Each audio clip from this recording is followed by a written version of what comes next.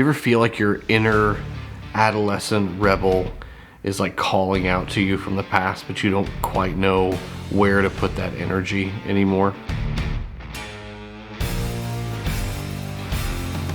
Hey, my name is Ryan. I teach traditional Buddhist principles and meditation. I'm going to talk about rebellion today because it was such a vital part of my growing up, my upbringing. I'm kind of thinking a lot about that here lately, why I was such a rebel. When I was young, like way young, I was the firstborn. I couldn't do anything wrong. I was a performer, I sang, I did all of these things, and I got a ton of praise and acceptance and all of that. But something shifted when I was in my early teens, and all of that positivity that I had when I was younger kind of faded into this bitterness and anger.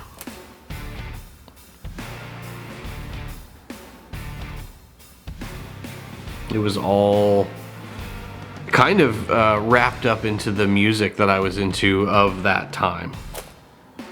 That's maybe different for you, but for me, started off early junior high, it was all Nirvana all the time, and something about this screw you, screw everything type of mentality just sank in deep for me. That led into my whole young life full of Korn and Limp Bizkit and Marilyn Manson and all of this like new metal kind of existence. Firstly, I have to think like, where did this come from? In older generations, it's all about the punk rock ethos of Buddhism, but I didn't feel that. I was not part of that generation, so I may misrepresent it. But punk rock ethos is all about, again, the system. The system. We will fight back against this oppressive society. And I think it devolved into something that I inherited, which became everything, including me. It was like a militarized apathy.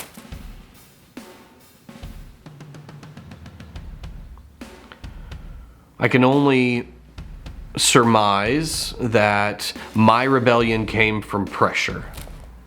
All of these things were happening, this identity around being a singer or a performer or that kid that always has the cute answer became pressure. And so the best way that I could think of to get rid of the pressure would be to just be angry and apathetic and nonchalant about everything. Because anger was just a great way to slough off the responsibility.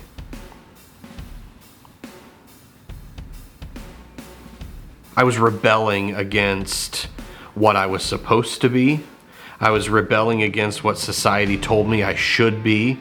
I was rebelling against what my peers were doing at the time. If it was popular, I wanted nothing to do with it.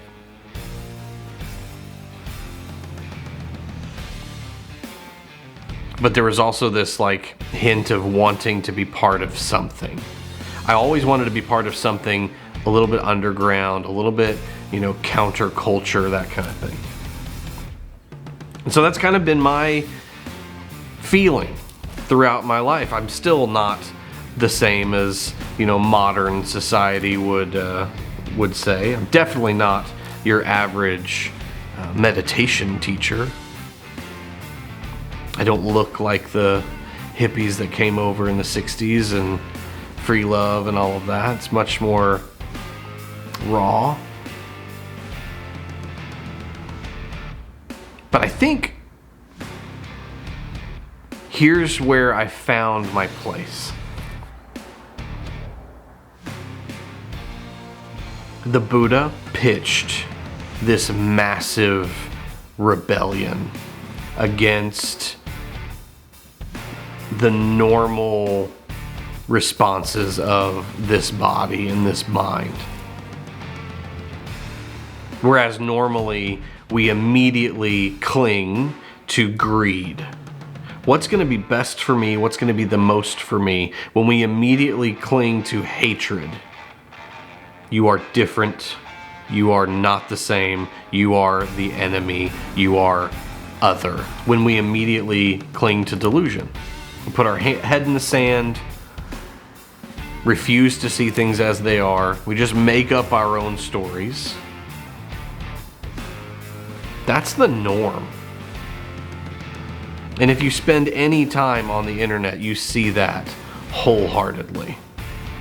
This whole thing is built on what can I get you to buy, who can I get you to hate, and what can I get you to think about yourself that's not even true.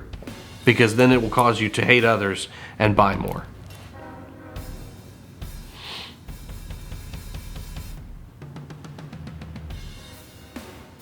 Ladies and gentlemen, welcome to the rebellion. Because the most rebellious thing that you can do with your pain is have compassion for it. The most radical thing that you can do with your effort is to love others. Actively. My entire youth was trying to fight everything. I was trying to fight my parents. I was trying to fight the school, my teachers, anybody who would say anything that I should be doing. The Buddha, when he became enlightened, that big enlightenment story, there's another story that's right after that about him talking to a deva, like a god-like figure came to talk to him. And basically the Buddha said, why would I even teach this? Like 1% of people are even going to get this, or even going to do what it takes to actually free themselves, because this is so counter-instinctual. He used the phrase that following this path is going against the stream. Guys, this is the real rebellion. Against greed, against hatred, against delusion. This is the real thing. All of that crap that I was doing when I was younger was just prepping me for this feeling. Because the real rebellion, the real revolution, the real angst and effort and that bottled up energy that you feel does not belong outside of you. It's here. This first. And then whenever we realize that this rebellion is internal, then we start seeing things way clearer. A lot of people that find me or find the meditation center here in Oklahoma have that same rebellious past, rebellious spirit. And it's interesting growing older with that, because it's really clear how misplaced it was at the time, but how comfortable that was. But you realize in those instances, the hatred that I was rebelling against, I was also bottling and using for my own purposes. I was not working against anything. I was adding to it, but a different flavor.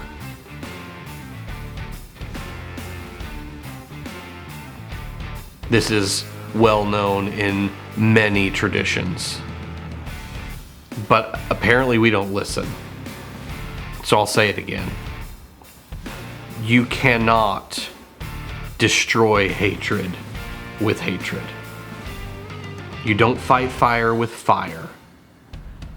You make things worse. But that's what this world will have you believe.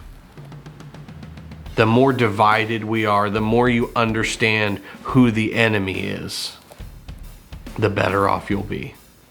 It's bullshit. Your enemy is greed, is hatred, is delusion. But the real fight isn't with more of those things. It's with compassion. It's with loving kindness. It's with appreciation of those things around you. It's with equanimity. This balance of not being like blown one way or the other with things that happen in your life. Being able to stand your ground and say, this is what's present, now what is required. That's the rebellion. What's scary though is this greed, hatred, delusion thing. This machine feels really good. It makes you feel validated. It makes you feel like you have a platform, right? But if you're just standing on a platform to beat others down, that's not how I want to live my life. You have to choose. Do you want to be a part of the machine, or do you want to take apart the machine? It's this again. It's this red pill, blue pill thing. Because every decision you make, every divisive piece of content that you share, every word that comes from a place of anywhere other than loving kindness is adding fuel to the fire. Now let me tell you guys, we don't have enough time. You and I don't have enough time to choose to add fuel to the fire. Every bit of our energy, every moment of our lives has to be used to spread kindness and compassion in this world. Because the beast that we face, that is reality, the way people are, it's formidable.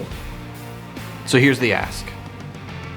Keep your rebellious nature. Keep that fire within you, but stop using it for destruction. Turn it inward. Spend time finding out where the tension, the greed, the hatred, the delusion still resides in yourself, and eradicate it. If you can do that, you will be the most badass countercultural person that you know. And I hope to see it.